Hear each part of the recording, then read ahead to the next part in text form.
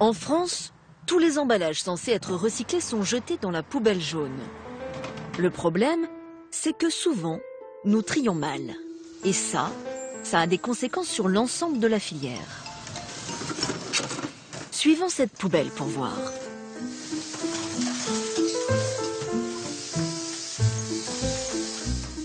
Une fois ramassés, nos déchets partent pour une longue aventure. Ils atterrissent d'abord ici, quelques kilomètres plus loin, dans ce centre de tri.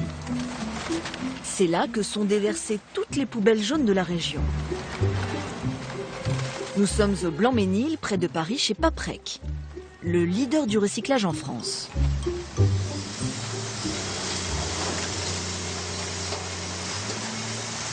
Émilie Lacroix est la directrice du site. Chaque jour, elle récupère plus de 150 tonnes de déchets et déplore nos erreurs de tri. Ça aussi, ça n'a rien à faire là. C'est vous qui le triez. Et c'est nous qui le trions, oui. Donc c'est du travail pour finalement finir dans un incinérateur. 20% de ces déchets ne pourront pas être recyclés. Cette bouteille de jus d'orange, par exemple, aurait dû être vidée. Elle est encore à moitié pleine. Elle risque de s'éclater sur le tapis. Le jus de fruits va se répandre sur les papiers, sur les cartons. Derrière ça, le papetier va trouver des papiers contaminés ou des cartons contaminés à l'entrée de l'usine. Donc le recyclage est mis en péril, oui. C'est cette immense machine qui trie les déchets par catégorie. Carton, plastique. 8 lecteurs optiques et 90 tapis traitent 15 tonnes à l'heure. Le parcours du déchet ne dure que 7 minutes. Et en bout de course, ce sont des hommes qui trient à la main.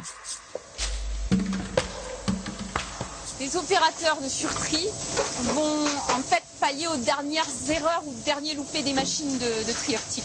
On aura toujours besoin d'opérateurs de tri sur des lignes aussi modernisées soient-elles, tant que les usagers font des erreurs, évidemment. Voilà, typiquement, deux couches culottes qui font lever à la main. C'est partie des aspects difficiles de ces postes-là, de ces postes de tri. Ensuite, tout est compacté en balles.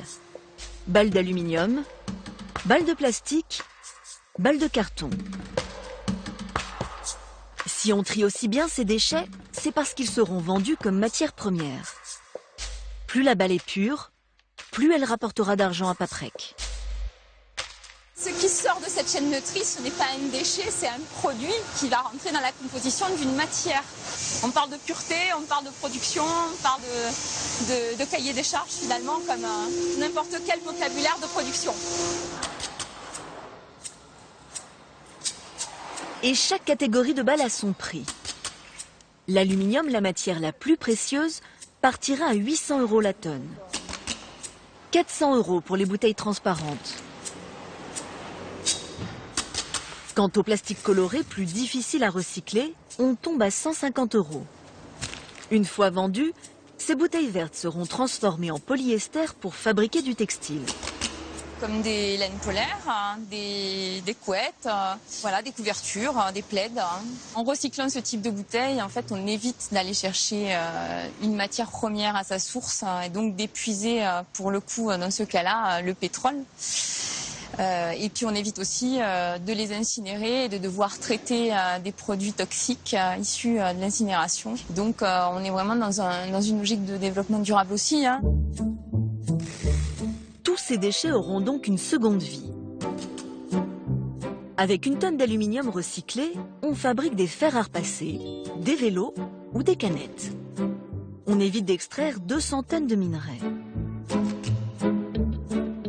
Une tonne de bouteilles de lait servira à faire du mobilier de jardin ou des gaines de chantier. 650 litres de pétrole d'économiser.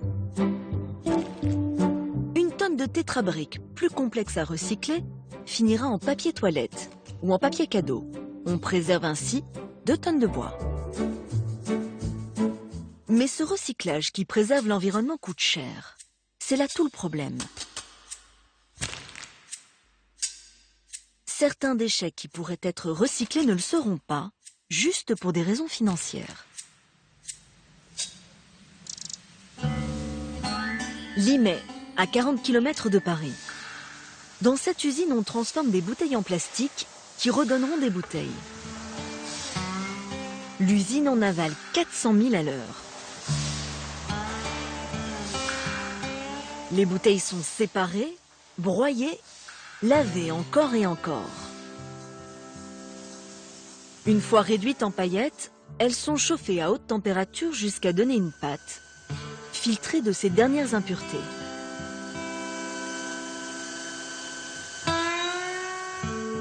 Au bout du processus, ces granulés de plastique prêts à être vendus.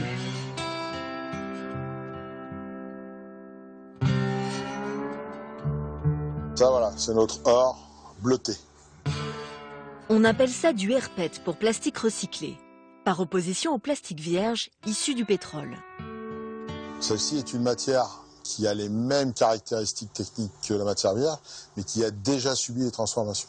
Donc on n'aura jamais la prétention d'être l'égal de la matière vierge. Alors quel est l'intérêt de la vendre, de la commercialiser en fait? Aujourd'hui, on est sur un produit qui se vend aux alentours de 1 000 € la tonne, qui est à comparer avec une matière vierge qui vaut entre 1 100 et 1 150 € la tonne. On est toujours à essayer d'être en dessous de la matière vierge. L'intérêt est financier. La filière du recyclage doit être compétitive. Sébastien Petit-Huguenin est le directeur général adjoint de Paprec. Il garde les yeux rivés sur le cours du pétrole, car s'il veut vendre son plastique recyclé, il faut qu'il soit le moins cher. Un industriel, il peut choisir où j'achète du recyclé, où j'achète de la matière vierge, et à tout moment, il va arbitrer entre les deux pour avoir finalement le meilleur prix. Et donc, ce qui se passe, c'est que quand le pétrole monte, ça monte. Et du coup, nous, nos matières, elles montent aussi. À l'inverse, quand le pétrole baisse, ils vont se remettre à acheter de la matière vierge. C'est pas moral, mais en même temps, c'est le signe aussi qu'on est dans une industrie qui est pérenne. Puisque les gens ne se mettent pas à acheter du recyclé parce qu'ils ont l'envie de faire le bien dans le monde, ils l'achètent parce qu'ils font des économies en achetant du recyclé. L'usine de Limay produit ainsi 30 000 tonnes par an de ces granulés de plastique. Ses plus gros clients, Evian et Volvic. Ces bouteilles entièrement recyclées, c'est une exception. En France, la plupart des emballages en plastique ne le sont pas, car ce n'est pas rentable de le faire. Il n'y a presque aucun produit qui n'est pas recyclable théoriquement. En laboratoire, on recycle à peu près tout. Mais par contre, à un coût économique supportable, normal, malheureusement, là, ça s'inverse. C'est-à-dire qu'il y a finalement assez peu de produits qui sont bien recyclables. Là, on est sur un produit qui est extrêmement léger, d'accord ? Ça nous coûterait trop cher de la recycler. Ou en tout cas, une fois qu'on l'aurait recyclée, personne ne serait prêt à payer le prix de la matière polystyrène qui sortirait de notre recyclage. Parce que ça coûterait trop cher par rapport aux alternatives de polystyrène qui vient du pétrole. Trop cher aussi de séparer des matières mélangées. Le souci, c'est qu'il n'existe pas juste un plastique, mais des centaines. Cette barquette de jambon, par exemple, est composée de 4 couches de plastique différents. Là, on comprend bien qu'une épaisseur de quelques microns pour séparer les différents types de plastique, c'est techniquement presque impossible et économiquement totalement aberrant.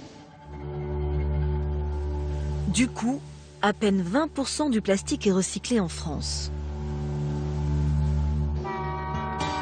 La plupart des emballages plastifiés, des sacs, terminent dans la nature, en décharge ou incinérés. Même chose pour l'aluminium, dont le taux de recyclage plafonne à 30%. Finalement, dans cette filière, ça ne marche bien que pour le verre et l'acier, recyclés à 90%.